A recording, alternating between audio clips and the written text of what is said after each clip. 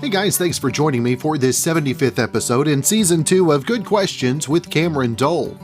Special guests for this episode include Amy Over, the Columbine survivor, talks about her podcast Season 2 of Confronting Columbine. We'll also talk with WWE Champ Drew McIntyre about his book A Chosen Destiny, which is available now. We'll also visit with 80s sensation Tiffany, got a new single Hey Baby, some new vinyl, upcoming tour, and more to talk about.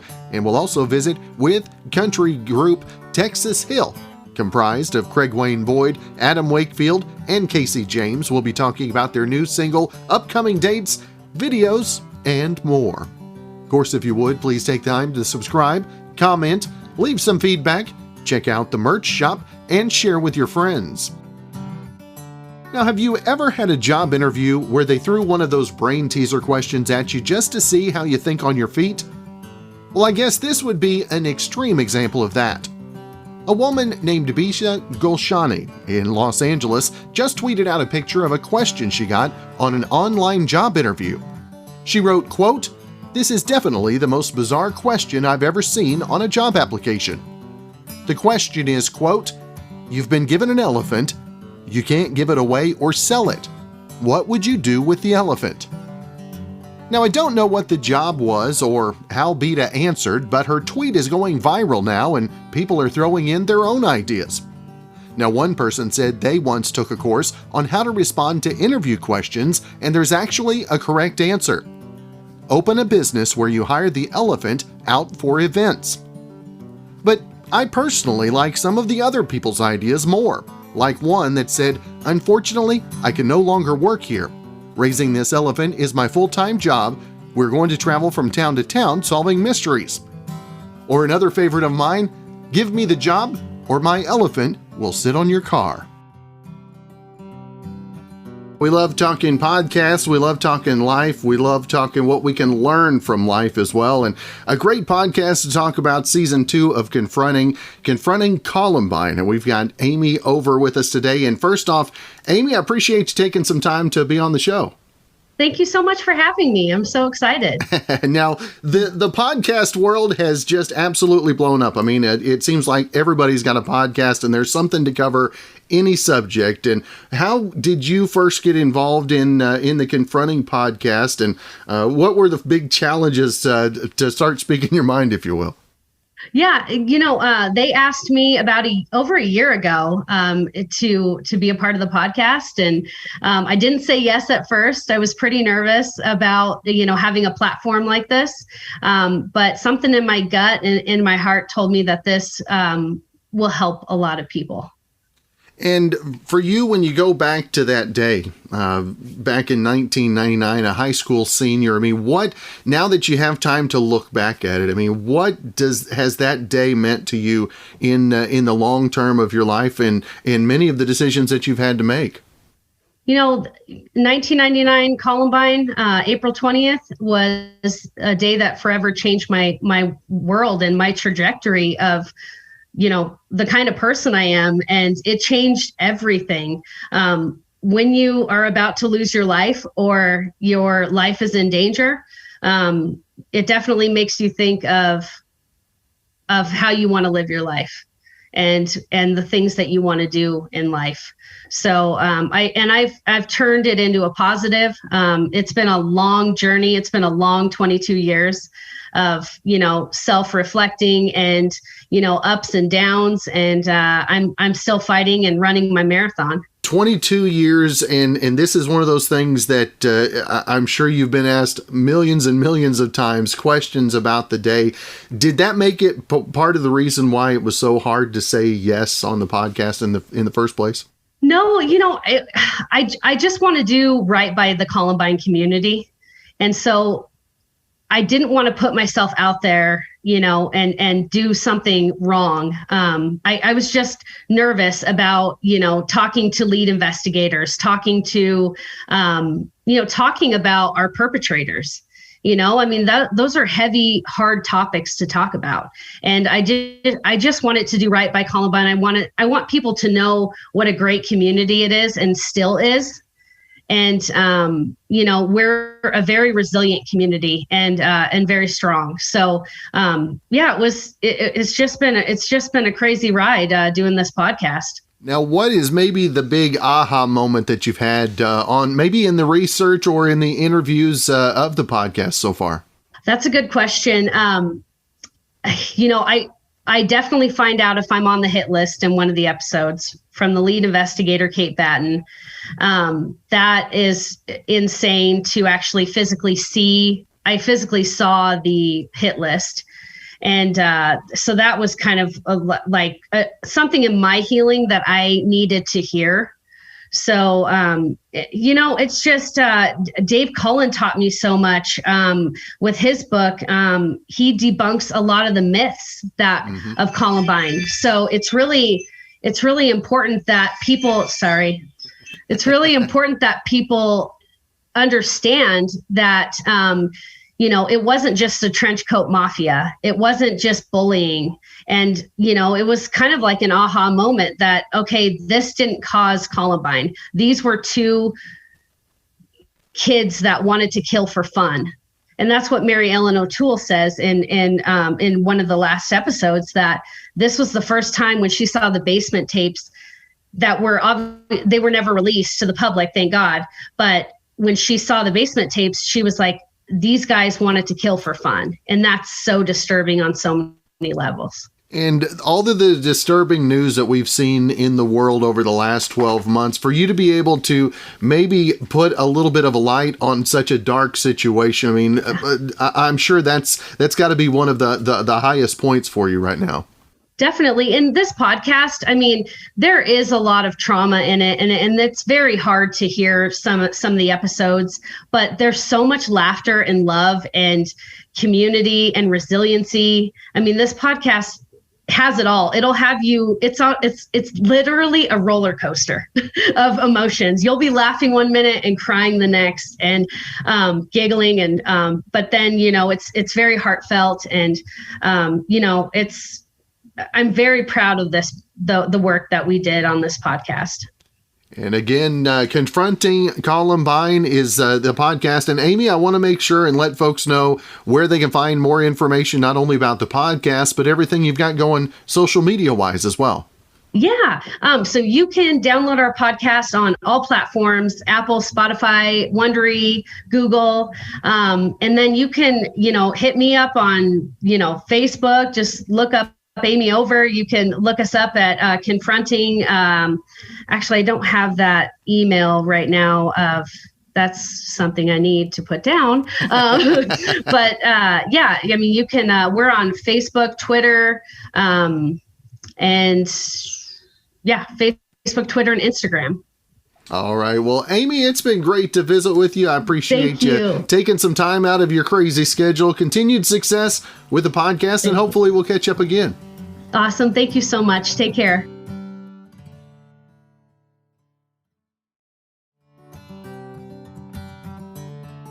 Well, if you're still shopping for Mother's Day, time is running out. But this might help if you need something last minute. Someone polled over 2,000 moms and asked them what they'd actually enjoy getting as a gift. And here are the top 10. Number 1, a card. 43% of moms said they'd love to get one. Now, that doesn't mean that they'd be thrilled with just a card, but in general, moms do like getting them. Number 2, flowers. Number 3, doing something with the family, like dinner or going somewhere outdoors. Number 4, a keepsake. So something sentimental, like a framed photo that's engraved. Number 5, chocolate. Number 6, something homemade. Now, this is especially for moms with younger kids. Number 7, a spa day or massage. Number 8, jewelry. Number 9, a day to themselves. So you say Happy Mother's Day, then just leave them alone for 24 hours. And number 10, for someone else to take care of all the household tasks that they normally do. Also, 1 in 7 moms said breakfast in bed would be great. 12% said they want clothes. And 1 in 8 said some booze would be greatly appreciated. We've got WWE superstar Drew McIntyre on with us. And first off, Drew, appreciate you taking some time to be on the show. No, thank you for having me. Now, Drew, tell us when did you decide that author was going to be a slash that would go before or after your name? When did that inspiration come for you? I didn't make the personal decision. I didn't sit there and go, you know what the world needs right now is a wrestler from Scotland in WWE's book right now. That's what the world really needs. It was more a company approached WWE, who approached myself directly and asked, would you be willing to put a book out? And I said, why would I do that? Like, I'm still wrestling right now. I'm still pretty young. They're like, no, Drew, it's not just your wrestling story, which is pretty incredible with all the ups and downs you've been through. It's more your personal story and how open you are with your personal story. We've been watching you do all these interviews with the media. You tell it on the television show, Monday Night Raw. And we really think if you were willing to put your story out there the way you do already, it could help a lot of people and inspire them during some difficult times. And when it was presented to me, it was right at the start of the pandemic. We didn't know how long it was going to go, but my wife and I spoke about it. And we recognized the situation that people were going through. And I told her, I was like, listen, if we put up my story and it helps just one person get through a difficult time and know there's a light at the end of the tunnel, no matter how dark times get, then it's absolutely worth it. And we started working on the book, and I got to go through my history and understand that it's been a crazy 20-year run. I'm 35 right now. I've been wrestling since I was 15. I mean, it's been a crazy 35-year run. I go through my whole life, but wrestling 20-year run especially. And just to see not just the career aspects, which is cool, but more the personal growth and the amount of times I've fallen down over my life and the people around me who lifted me back up and kept pushing me forward to be the best version of myself was pretty cool to go through again. And I definitely sent a lot of texts to a lot of people after I went through my entire life again to thank them for being part of the journey and help me become not just the superstar I am today, WWE champion I am today, more importantly, the man I am today. And as you go recounting those stories, the ups and the downs, I mean, how much more does that make you appreciate where you're at today in the industry as opposed to when you first came in? Yeah, I'm just all appreciation right now. If you ask young Drew, like about if he's going to be in WWE and WWE champion from age 6 to age 24, when I've been in WWE for 3 years, I'd say you're damn right. I was a bit more cocky when I was younger, and I was appreciative, but not, like I was not. Like I did not understand the gravity of the opportunities I was presented when I was younger. And I certainly wasn't mentally ready for a lot of professional responsibilities. But more importantly, I just wasn't growing up enough for a lot of stuff going on in my life.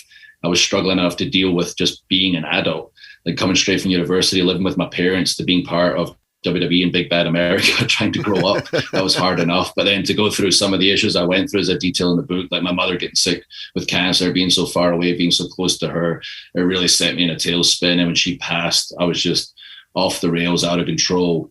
And it took, she was the strongest woman in my life that inspired me to chase my dreams and never give up. But then it took another strong woman in my wife to really pick me back up at my lowest and put me back on the path that I got on, and where I'm on right now is all because of her. So yeah, it's almost like a work of fiction at times when you look at it with such strong female leads. It's almost like the Wizard of Oz or something, where like Kansas is air and Oz is WWE, and I'm going down the yellow brick road to meet the wizard that's Vince McMahon, and I've got my friends on the way, like I detail in the book, like WWE superstar Sheamus, he's still trying to find his brain to this day. So it's an interesting read. Now, what is maybe the biggest misconception that fans have about the WWE and about the road to success in the WWE as well? I think there's a lot of misconceptions. That's why I'm so open in the book about the wrestling industry, WWE specifically, and I'm not afraid to talk about everything and just lay it out that it isn't easy. I usually break it down to this. Like, I'm from Scotland. It's a country of 5 million people, and making it to WWE was so unlikely. But if you're from America, making it in WWE is so unlikely. Like my mom used to say to me, my dad used to say to me, Drew, there are thousands of soccer clubs in the world. You're pretty good at like football, soccer.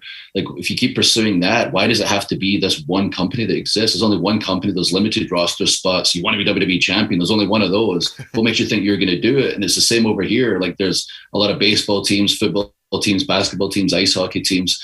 And there's one WWE still, even to this day, like at that top level. There's only one WWE. And the idea of making it there is crazy enough. But to become WWE champion, which a lot of people go, oh, well, it's not like you're going in there and fighting for real, getting the title. It's like, no, it's way easier if it was that way. Like there's a lot of things that have got to come into play for you to become WWE champion, the fans have to believe in you. It has to make sense business-wise, and the top brass in the company have to say, this is the right person for the job. This is the person who can represent our company in the right way, get the job done in the ring, out of the ring. The fans are behind them. Everything points at this person. They're going to be the one who leads this one company in the world forward. And when I get the chance to break it all down and explain it that way, which I do throughout the book, that's really cool for me, because I'm not going to start going like, oh, Drew, it's fake. So, no, it's not. It's totally real, man. I was like, listen, if you figure out the fake gravity, you tell this guy first. But yeah, I'm very, very open in the book about the industry. It's written for fans and new fans, and about my life in general, obviously. Now, this last year, what is the big thing that you've kind of looked at internally as we've had some time to ourselves? Is there something that you've been kind of focusing on, working on your craft in your alone time as well? I mean, like work-wise, I never stop working. And I've been lucky enough to be like WWE's, I call myself the global brand ambassador. I've been doing non-stop interviews all year. It's been fun. Like, this is not a job for me. I'm literally living my dream, but it's more the outside the ring stuff I get to do that mean the most to me right now, and helping people. And I've had the opportunity to do so many virtual visits over the year.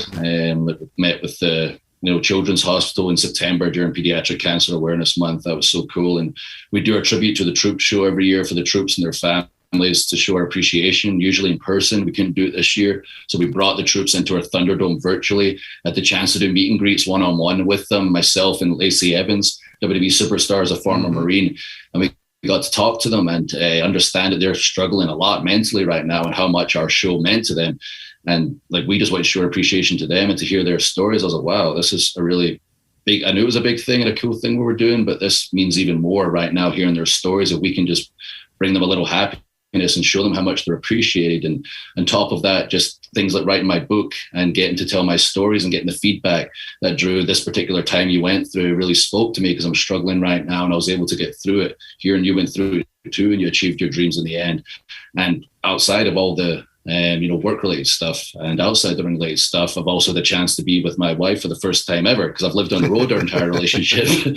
And I know a lot of couples in this didn't necessarily make it during this time, which is unfortunate, but we actually grew stronger spending all that time together. And I learned more about myself and how to be present a lot more, because in this line of work, you can kind of be go all the time mentally. And I've learned to slow down, appreciate my time on the sofa with her and my two cats. And that's become my favorite time now, and keeps me balanced, because I'm so crazy with the wrestling brain. So she keeps me balanced as the big details.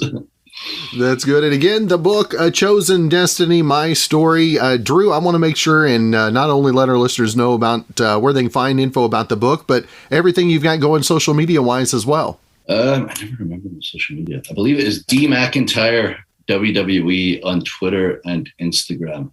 So if I'm wrong, it's the one with a tick. It's the obvious one. Don't believe the other ones. The amount of messages I get saying like, hey, you sent me a message recently where you were telling me your address and where to meet up and all this other stuff. I'm like, okay, please. If it doesn't have the tick, it's not true. That's awesome. Well, Drew, it's been a privilege to have the chance to visit with you this morning. I wish you continued success, and hopefully we can catch up again real soon. Absolutely. Thank you for having me today, buddy. Thank you for the chat. And we will do this again very soon. And then very, very soon in person. There you go. Thank you, bud.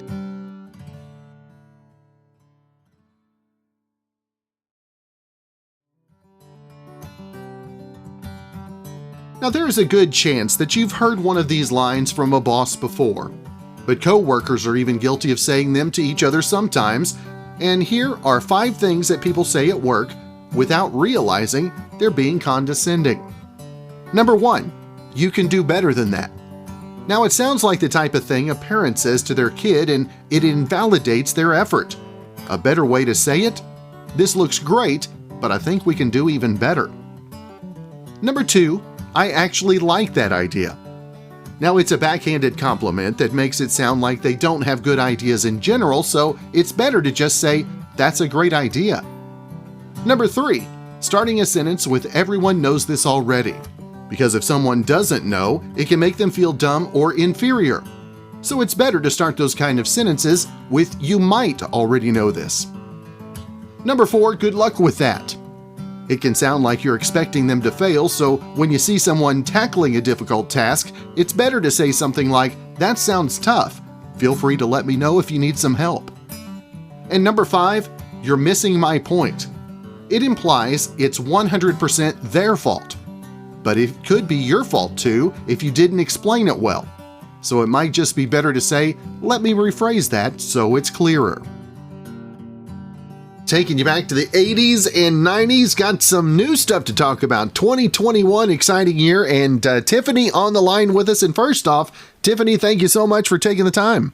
Oh, well, thank you so much. I appreciate it. How are you? I am well, and I'm excited, and I know you've got a lot of exciting news to share, lots of projects going on, and Tiffany, in the midst of 2021, to see 2021 and the bright spots you got ahead, I mean, how excited are you for the year? Oh, well, I'm very excited. Got a new tour out called Shadows Tour, new album, Shadows. So go to tiffanytunes.com, everybody.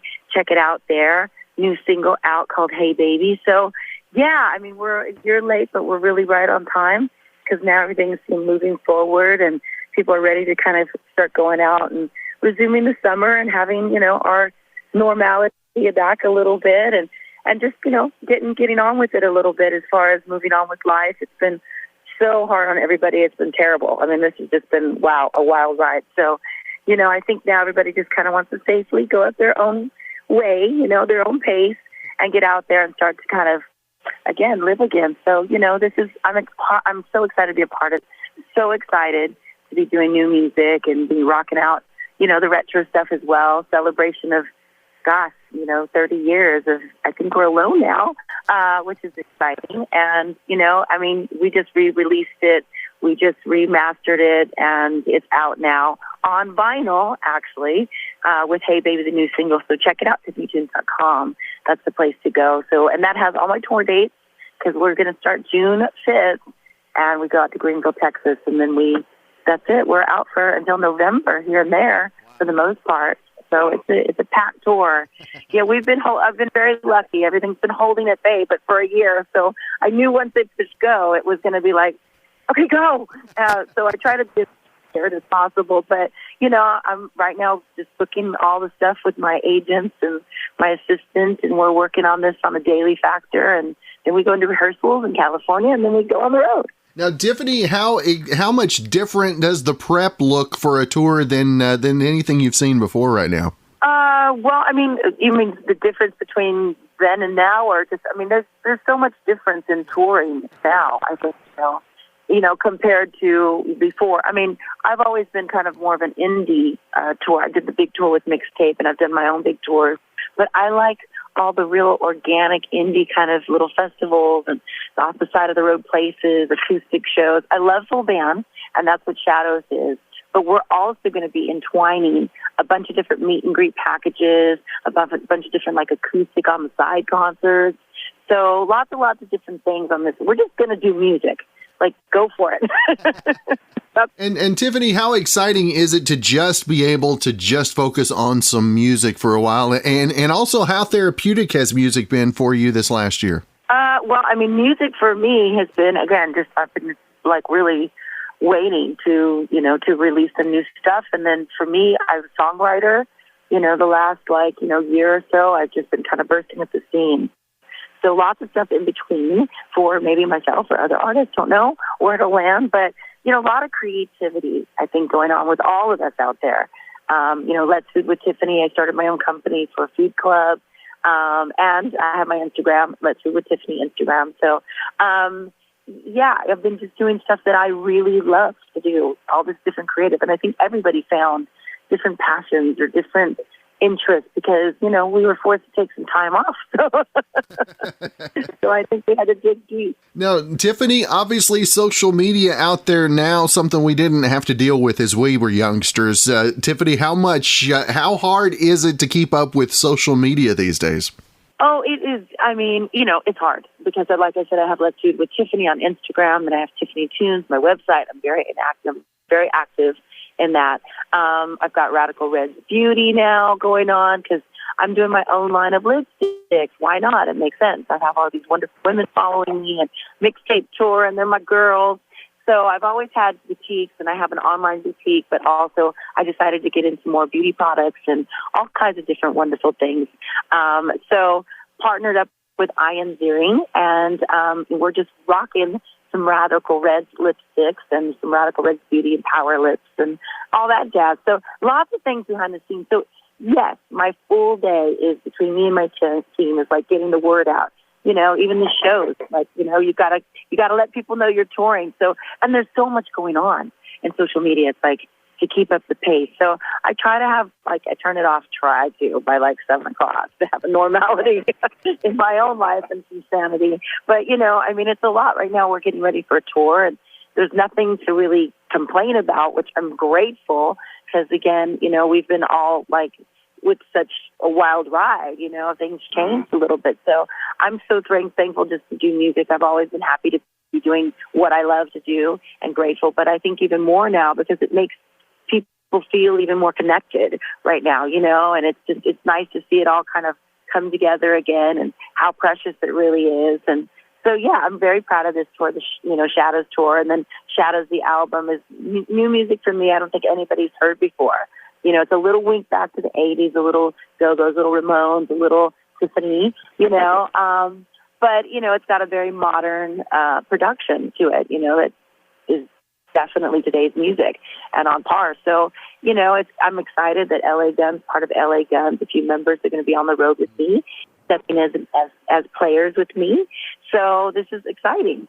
You know, just a lot of really cool celebration of music. So yeah, we're just going to be playing everywhere we go. Now, Tiffany, what's the thing you miss most about being up on that stage in those live performances? Well, I mean, you know, Let's Food with Tiffany has been really great because I've been doing a lot of cooking and hosting in different places. So lots of outdoor events where we always do one song, which is, I think, we're alone now, of course. So it's been great to be, you know, organic again, just one-on-one, you know, smaller crowds out in the field somewhere, you know, with the mask or whatever, but you can see that twinkle in the eye. I think the connection's even stronger a little bit. So it's, you know, some venues are going to be using plexiglass to kind of wall off the stage, however we can get it done. But, you know, a lot of people are opening up again and to have full band, you know, and just to see people coming out. It's, yeah, I mean, I've missed it for sure, but I've kept engaged, which is, live streaming is not the same, I have to say. So it really is awesome to be back on the stage with live breathing people out there. The energy in the room is, you know, a whole different thing. That's right. Well, Tiffany, if folks want more information about the tour, about the album, the singles, the vinyl, all of that, I know you mentioned it before. Wanted to give you another chance to let our listeners know. Well, yes, everybody go to tiffanytunes.com. That's where you find all things Tiff World. Come cook with me. Come hang out with me. Check out all things. And we're definitely be touring. I've got the new vinyl out. And, you know, definitely Hey Baby is something, the new single that I think everybody will have a lot of fun with. So I love you guys. And thank you for checking it out. tiffanytunes.com. All right. Well, Tiffany, it is always great to visit with you. I appreciate you taking some time out of your crazy busy schedule, and hopefully we'll catch up as you hit the road, my friend. Awesome. Thank you so much for your time. Bye.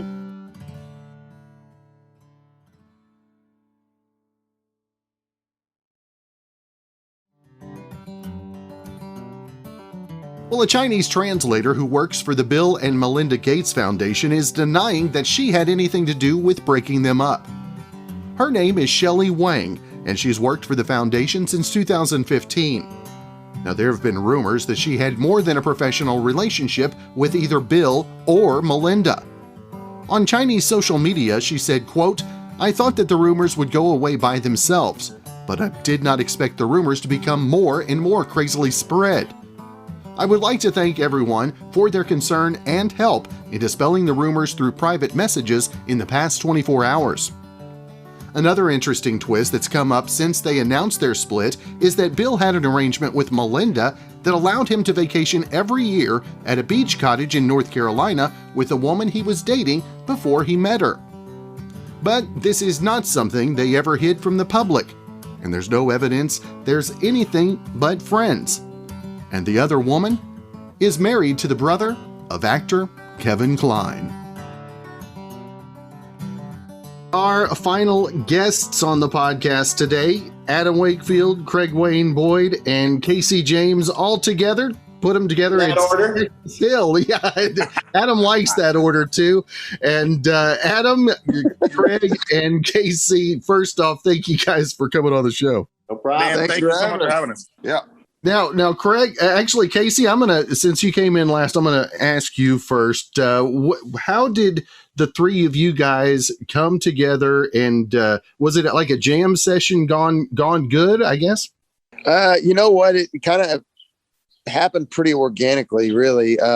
Ran into Craig at a couple of random events in town, and I think it actually started by me saying something. He had a good looking pair of boots on, and I said, "Man, those are good looking pair of boots." And we got to talking, and you know, he's from Texas and I'm from Texas, so we immediately kind of made friends, and then our families are strangely tied together. We have kids that are the same age. Our wives know each other from growing up together in California. So it was all these weird things. So we had a couple of dinners, and then he approached me with the idea of like, "Hey man, I've been wanting to do like a band thing. Would that be something you're interested in?" And I said, "Absolutely." And that's when he mentioned that he had a ringer for the third person, which I'm sure he was telling Adam the same thing at the same time. Oh, I was. Yeah. And you know, the rest is history.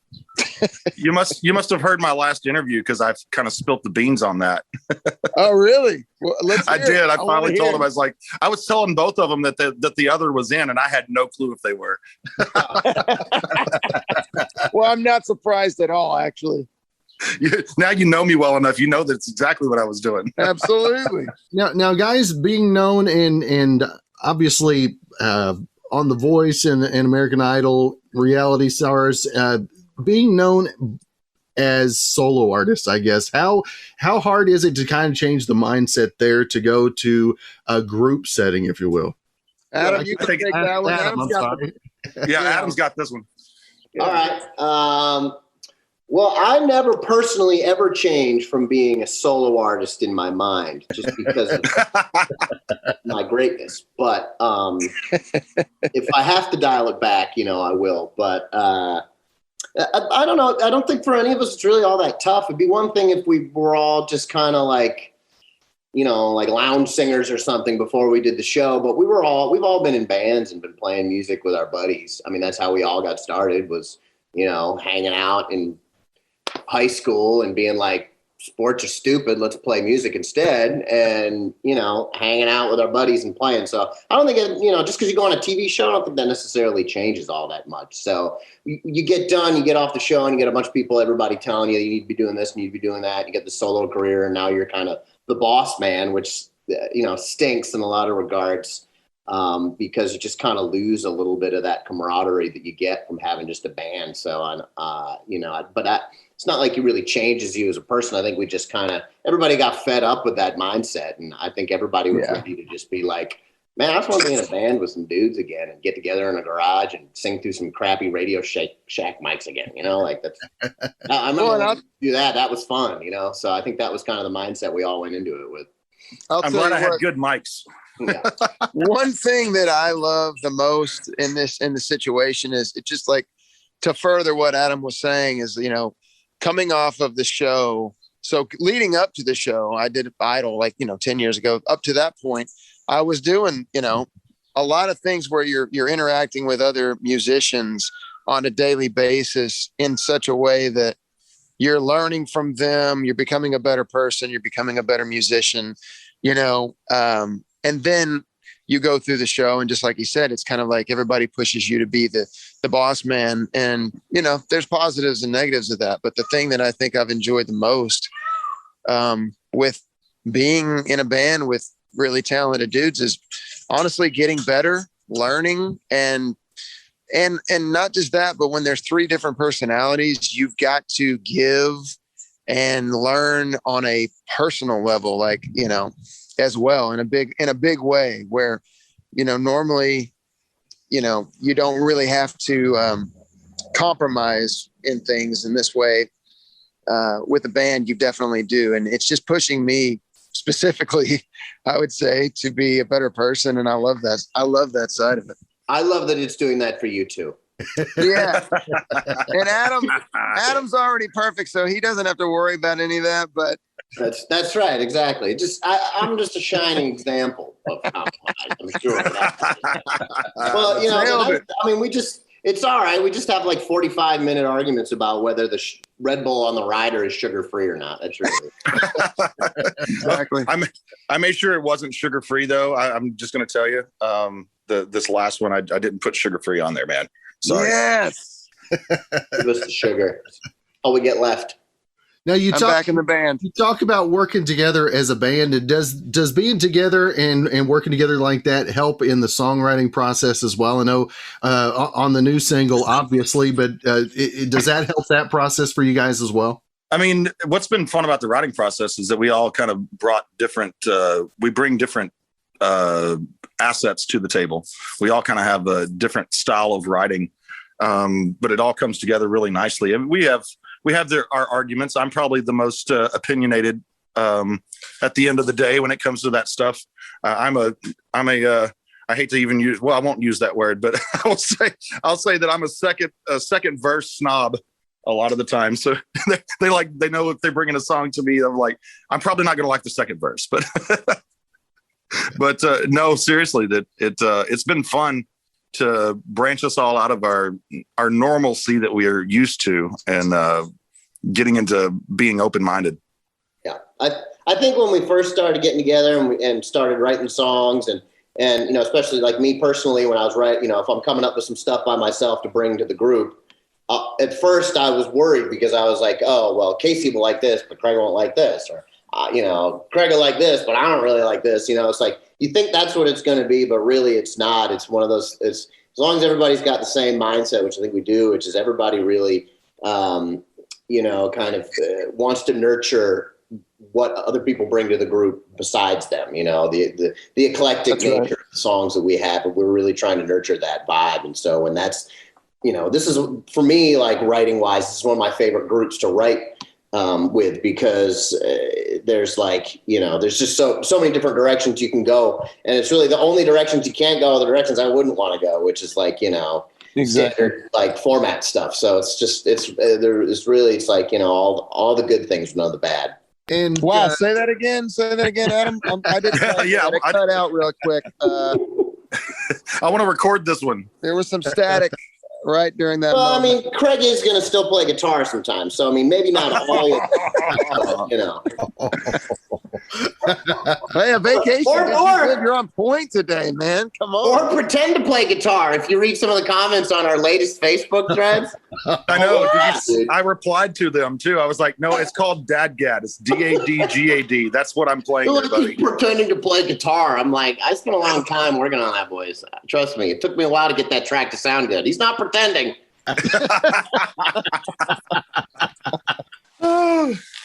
well, let's move on to the new single, Four Roses. And Casey, I guess you're on a roll. We'll let you kind of kick off telling us a little bit about the single.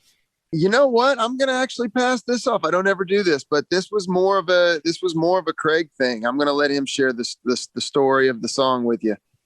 Yeah, it was an idea that Adam had come in with. He had the chorus completely written on this one, and I was blown away right off the bat. I was like, dude, there is something really, really cool to this idea. When he got to the twist of a fifth of Four Roses and a Broken Heart, I was like, oh my goodness, this is brilliancy right here. So, and I heard it. You're welcome. Towards, yes, I did say brilliancy, but I wanted to kind of take the idea that he had there and kind of take it a little bit. I was hearing 90s country right off the bat. And of course, he was not hearing that, but we brought in a good friend of ours, phenomenal singer from Kentucky area, to come in and help us out with it. And man, it once we got in the writer's room, the verses just kind of spilt out on the paper.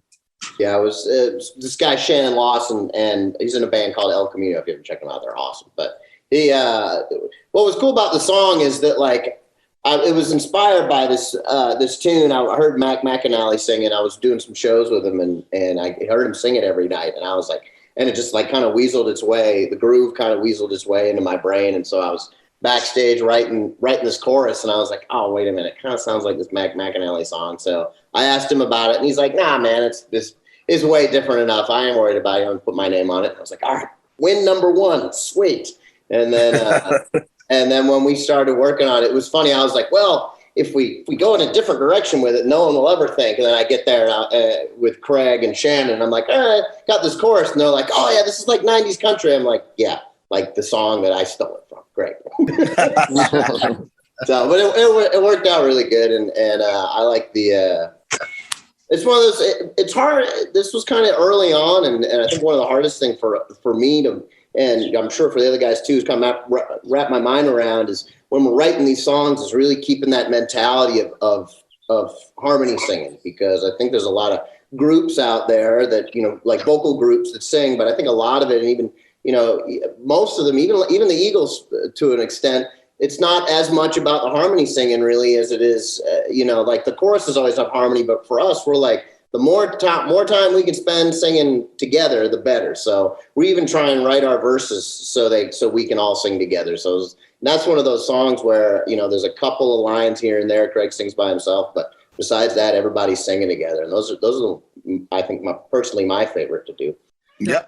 How much do you guys still geek out on the opportunity to just work on those vocals and just do the a cappella stuff? I mean, how cool is that to work alongside each other? I know you're not the type to really build each other up like that, but give you another shot, right? I will say, I'll jump in on this one. It's like pretty much every time we're together. I mean, we shoot videos and stuff. Every once in a while, if we remember to do it, we'll shoot a video. But man, even driving on the road, because we've been, doing it old school in a 15-passenger van versus all of us being in our own separate buses or something. But it's been really fun to one of us to pull out a guitar and we sit there and just sing nonstop. And it's really, really fun. Yeah, I guess I'm the only one having fun. And I think when like you originally put a group like this together with like three guys singing harmony, you're like, we're going to tour the country and we're going to work on songs together while we're driving down the road. It's like, that's what everybody has in their mind, and then like everybody gets into the van and you get ready to head down the road and it's like, man, I got this episode of Netflix I'm trying to watch, man. I ain't trying to sing or anything. But once you get the cup of coffee and you go, all right, remember when you thought about this? This is what you were going to do. You were going to sing in the, in between gigs, you're going to put songs together in the van. And so we've been like making sure we do that. And it's been great. It's fun. What's nice is if we got 4 hours between one show to another, we got 4 hours to work on one chorus. Let me tell you, we'll have the right parts down by the time we get there. Exactly. There's nothing but time on the road when we're driving around. It's nice to have something we can dedicate it to, or where we can be working instead of everybody's just sitting around watching their, the third season of Breaking Bad. Yep. We have no excuses. That's for sure. Now, what has been the biggest challenge this last year? Is it been location because of lockdown, quarantine, and all that? Well, Adam normally likes to make out with every single fan, so we've had to curb some of that. And then, but I mean, it comes at a with the mask now. It's not a big deal because now he's married, so no more of that. No, it's been so far as for us, man. It's actually been a nice departure because we've all been road dogs for so long, and us announcing ourselves during COVID, and really just being able to us three get together and really hone in on the sound and the structure that we wanted to put together without outside influences, and letting it be organic has actually been really nice. Now we've got albums worth of music ready to go, and now it's just being patient and letting the songs come out as somebody else does tell us how we're supposed to put them out. But so far as the influence on the songs, that's been nice to be able to just us three getting in a room and working on those and writing stuff. Yeah. I think really the challenge is that we just don't have. We've been playing a lot. We've been doing shows, social distance shows and stuff like that. But for us, I think the biggest challenge is that we just want to be playing with the full band more. It's really we did a little run of shows here in Nashville just to play to play. I mean, we found a great little spot to set up and just kind of invite our friends to come out and play. And we just kind of were playing weekly just so we could jam with the full band, because we do so many of these acoustic gigs just because that's kind of, that's kind of what we're working with right now as far as working out on the road. So yeah, our biggest challenge is we're ready to jam, man. We're ready to turn it up. So, I'm turn it up some. Happen soon. What's the excitement level as you guys get set to get on the run of being on the road, being in that 15 passenger van like you were talking about? How excited are you to actually be able to get out there in front of live fans again? Case? I'm pumped. I'm ready. It's been a very weird, there's been good and bad, like what we were just talking about, the last little season that we've all went through together. The good being that we've had time to, like Craig was saying, and really hone in on what it is that we're doing. The negative is that, I've spent my whole life playing music on almost a nightly basis, and to not do it is just really odd. It's just really weird. So I'm extremely pumped and excited as things begin to, regain some sense of normalcy, that we can go out and play shows and do what it is that we've spent our life, dedicating our lives to doing, and actually sharing it with people that have never seen it before. I mean, all of us have really, we've been doing what we do for our whole lives, and this pretty much single digits, right? yeah, exactly. And so this is something that's brand new for all of us. And so we're sharing it with people for the first time. So to say that I'm excited doesn't really even touch it. And so many people that have followed my career since the very beginning are just so excited because they love this music. They love what it's doing and the guys that I'm doing it with. And so for me, I'm just, like I said, excited doesn't even come close to really describing what I feel. So I'm just ready. Yeehaw. Well, guys, if folks want to check out tour dates, as those are coming open for you, the new single, all of your other works as well, what's the best place? Is it social media, website? Man, the best place to do that is go to texashillofficial.com, and from there you can find the links to all of our social media sites, and we're on there quite often, posting things and replying and all that good stuff. And that's it. Like all the guys have been saying, we've all been saying it. We're just excited to finally get some cool music out that we are enjoying, and I hope that everybody else enjoys it as much as we do. That's cool. Well, guys, I'm going to let each of you have one final word before we go. Craig, you're the one that's directing it. I'll let you pick who goes first. Adam, go for it, brother. One word. Brilliant. Yeah, brilliancy. Strategery. No. Grace. Yes. Oh, I know it was coming. Mine, you son of a. Oh. Now you have to tell them why you have to say that. Come on. So I just recently got married here. I'll give you the short version. Just recently got married. Craig showed up to the wedding. Was very excited to be there. I'm going to use the word excited to be there. And I don't know. I believe he just didn't really pace himself how he should have. Maybe I think he thought the reception was a little earlier than it happened to him. But I did. By the time we got to the speech giving part of the evening, Craig was good and ready for his speech. And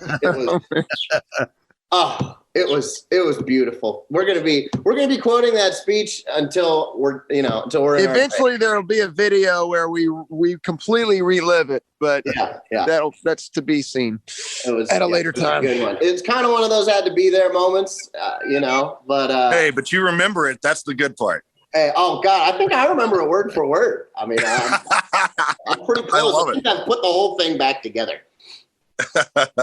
That's my bit. That's awesome. My bit, making fun of Craig. That's it. Something brand new that you've never done before. This is my new bit I've been working on. Yeah. Case, go for it, brother. What am I doing? Am I summing up my life in one word? Is that what we're Just a final word, period. What you'd like to say to people? Oh, no, I'm excited. I'm excited about this band. I'm excited for people to hear it. I hope that anybody that's listening right now gets a chance to come see us, that they do, because this is something I've never been a part of. This is just, it's crazy. Everyone that sees it, my family, my friends, when they just all leave kind of open mouth, like, man, that was insane, and it's not because of what any one of us are doing. It's because of what all three of us are doing together. And that's something that is new to me, refreshing, fun, amazing. I'm proud of it. I love it. And I love the guys that I'm doing it with. And so, if anybody gets the opportunity, they should come and hang out with us, because it's a wacky, wild, fun time and lots of great music. That's right. And I made fun of Craig on stage too. So don't worry. You make fun of everybody on stage. What's wrong with this is a normal thing right here. Craig?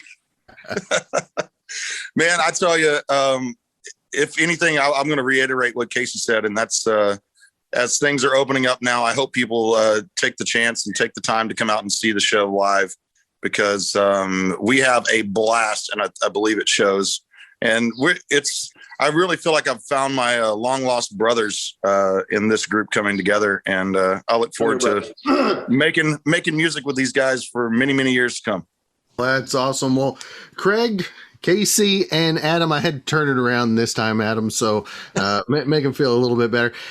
Great to see you guys. To see Craig and Adam and Casey, the thought of seeing you as well. So luckily I still have the poster on the wall, so that's good. There we go. There we are. A young Bucky Covington right now. I will reach through the Zoom interview phone call and punch you right in the nose. And I've already got a mad text. Well, guys, thank you so much for your time today, and I look forward to seeing you guys live in person real soon. Yes, sir. Thank you for having us. Yeah, thanks, Cameron. Thanks again for joining us for this episode of Good Questions with Cameron Dole. If you ever have a comment, question, anything else you'd like to know, you can hit me up on the contact page at gqwithcam.com. You can also find me on Instagram, Twitter, and Facebook at GQWithCam. If you'd like to help out in the funding for this podcast, visit our merch store. We've got hoodies, shirts, tumblers, mugs, stickers, and more. It's gqwithcam.com/shop. If you have a special guest idea, email me, gqwithcam@gmail.com. Again, thanks to our good friend Brandon Allen for coming up with our theme music. We're going to let him play us out and hope you guys have a great rest of your Thursday.